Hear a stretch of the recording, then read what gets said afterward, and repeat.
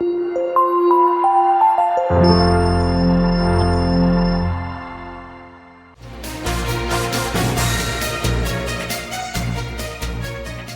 प्रशासन और Indian industries association Meerut के सहयोग से जिला निवेशक सम्मेलन का आयोजन 20 जनवरी को होटल ब्रावरा गोल्ड रिजॉर्ट में सुबह 9 बजे से आयोजित किया जा रहा है।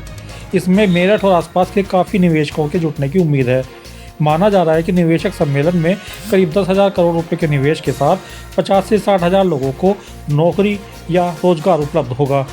जिला निवेशक सम्मेलन खेल के सामान, संगीत वाद्य यंत्र, आभूषण निर्माण, कागज उत्पादन, मुद्रा और प्रकाशन, कैंची निर्माण, कटाई और भंडारण, खाद्य प्रसंस्करण, इलेक्ट्रॉनिक वाहनों और कवच, हस्तशिल्प के अलावा MSME, हथकरघा और पर्यटन नीति से संबंधित निवेश पर केंद्रित होगी। साथ ही कपड़ा, डेयरी प्रसंस्करण, हरित प्रौद्योगिकी और डिजिटल वाणिज्य निर्यात संवर्धन भी शामिल है। 20 जनवरी को होने वाले जिला निवेशक सम्मेलन में उत्तर प्रदेश के औद्योगिक विकास मंत्री नंद गोपाल नंदी मुख्य अतिथि होंगे। साथ ही राज्य मंत्री दिनेश खटीक व डॉक्टर सौमेंद्र तोमर समेत सांसद राजेंद्र अग्रवाल के साथ अन्य विधायकों को भी आमंत्रित किया गया है। इन्वेस्टर्स समिट में 4 कैटेगरियों में अतिथि इन्वेस्टर्स आएंगे।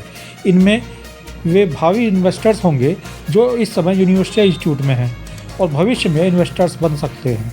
समिट में कुछ नए इन्वेस्टर्स भी आएंगे जो अपने उद्योग में एक्सटेंशन चाहते हैं। तीसरी कैटेगरी के इन्वेस्टर्स वे होंगे जो विभिन्न उद्योगों के बारे में जानकारी हासिल करने आएंगे ताकि वे भविष्य में अपना उद्योग स्थापित कर सकें। चौथी कैटेगरी में इन्वेस्टर्स होंगे जो अपना कारोबार स्थापित कर चुके हैं और वे तीनों कैटेगरी के लोगों को प्रोत्साहित करेंगे। 20 तारीख को ये इन्वेस्टर समिट हमने रखा है। इसमें जिन्होंने इंटेंट्स फाइल किए हैं उन लोगों से एक MOU साइन होना है।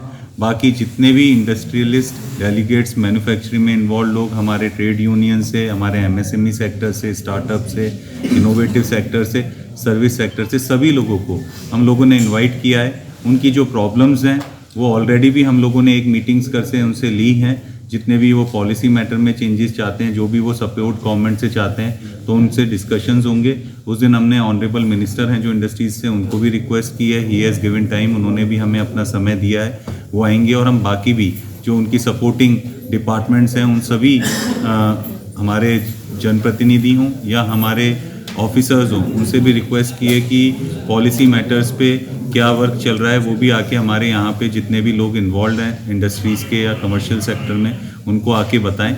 हमने काफ़ी सेशंस भी प्लान किए हैं और वो अलग अलग एक तरीके से इंडस्ट्रियलिस्ट को या सर्विस सेक्टर को केटर करते हैं। तो उसमें भी जो लोग इच्छुक हैं उनको रजिस्ट्रेशन करने की फैसिलिटी और पॉलिसीज़ के बारे में और जानने की फैसिलिटी के लिए हमने इन्वेस्ट मेरठ करके साइट भी लॉन्च की है, जिसपे एक जगह पे सारा मेरठ से रिलेटेड डेटा वहाँ पे मिलेगा।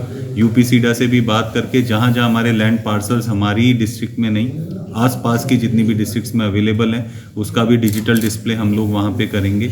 इसके अलावा स्टार्टअप अवार्ड्स और इनोवेटिव अवार्ड्स भी हम लोग वहाँ पे प्रोवाइड करेंगे कि जिन व्यक्तियों ने MSME सेक्टर में या खुद से यंग अचीवर्स ने कुछ अच्छा स्टार्ट किया है इस डिस्ट्रिक्ट में, कि वो दूसरे लोग भी उससे मोटिवेट हों, तो उनको भी एक तरीके से रिकॉग्नाइज करा जाएगा। भारतीय किसान यूनियन के बैनर तले आवारा पशुओं से हो रहे नुकसान और कई लोगों की मृत्यु के मुआवजे की मांग को लेकर किसान दोराला फ्लाईओवर के नीचे धरना देकर बैठ गए हैं। धरने के 14वें दिन किसान जगशोरन सिंह, मनोज त्यागी और महराज भूख हड़ताल पर बैठ गए हैं। महराज सिवाया ने बताया कि 5 जनवरी से धरना चल रहा है। प्रशासनिक अधिकारियों के गलत रवैये के कारण ये धरना अनिश्चितकाल में परिवर्तित हुआ है। आवारा पशुओं ने गेहूं की फसल को बर्बाद कर दिया है। कई लोगों की मृत्यु भी हो चुकी है। मनोज त्यागी ने कहा कि आवारा पशुओं से कई लोगों की मृत्यु और कई लोग घायल हो चुके हैं। उनकी मांग है कि सभी को मुआवजा दिया जाए। मनोज त्यागी ने कहा कि हम लोग कमिश्नरी पर धरना देने के लिए जा रहे थे, लेकिन पुलिस प्रशासन ने अभद्र व्यवहार किया है, उसी के कारण धरना देना पड़ा। किसान जगशोरन सिंह ने कहा कि प्रशासन आंख बंद करके बैठा हुआ है, किसानों की समस्याओं पर कोई ध्यान नहीं दिया जा रहा है। धरने के दौरान पूर्व प्रधान बराला उपेंद्र चौधरी, AR गांधी, अमित जाखड़, हिवाल काम्बोज, मिंटू अहलावत उपस्थित रहे। मेरठ इकाई द्वारा भारतीय किसान यूनियन टिकैत की ये धरना 5 जनवरी से अनिश्चितकालीन धरना रखा गया। प्रशासनिक तौर पे प्रशासनिक अधिकारियों की गलत रवैये के कारण ये अनिश्चितकालीन धरने में परिवर्तित हुआ। किसानों की मांग है आवारा पशुओं की। आवारा पशु ने अभी हाल ही में बहुत सारी जो किसान बेल्ट है हमारी यहाँ की, इसके गेहूं की फसल को पूरी तरह बर्बाद कर दिया। दूसरा, साथ साथ में इन आवारा पशुओं के कारण जो जान माल का नुकसान हो रहा है, उसके कारण भी भारतीय किसान यूनियन मेरठ इकाई ने धरना दे रखा है। मजबूरन आज हमें भूख हड़ताल पर बैठना पड़ा, जिससे हमारे प्रशासन की आंख है कि कोई यहाँ पे है। इनकी आंखें बंद हैं, इन्हें जो नहीं कि ऐसी सर्दी में किसान का काम का समय है और इन्हें अभी हमारी सुध नहीं आई, हमारी मांगों पे कोई इन्होंने विचार नहीं किया।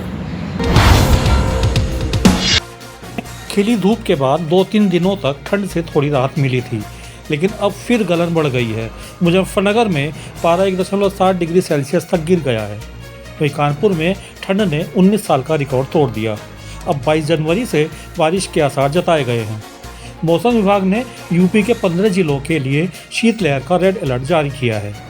इनमें मेरठ, बागपत, बिजनौर, मुजफ्फरनगर, गाजियाबाद, हापुड़, रामपुर, बरेली, बुलंदशहर, उन्नाव, कानपुर नगर, रायबरेली, अमेठी, अयोध्या और सुल्तानपुर में रेड अलर्ट जारी किया गया है। पिछले 24 घंटे में मुजफ्फरनगर में 1.7 डिग्री सेल्सियस के पारे के साथ सबसे सर्द शहर माना गया। कानपुर में सीजन में दूसरी बार न्यूनतम पारा 2 डिग्री सेल्सियस तक पहुंच गया। इसी के साथ 19 साल का रिकॉर्ड भी टूट गया।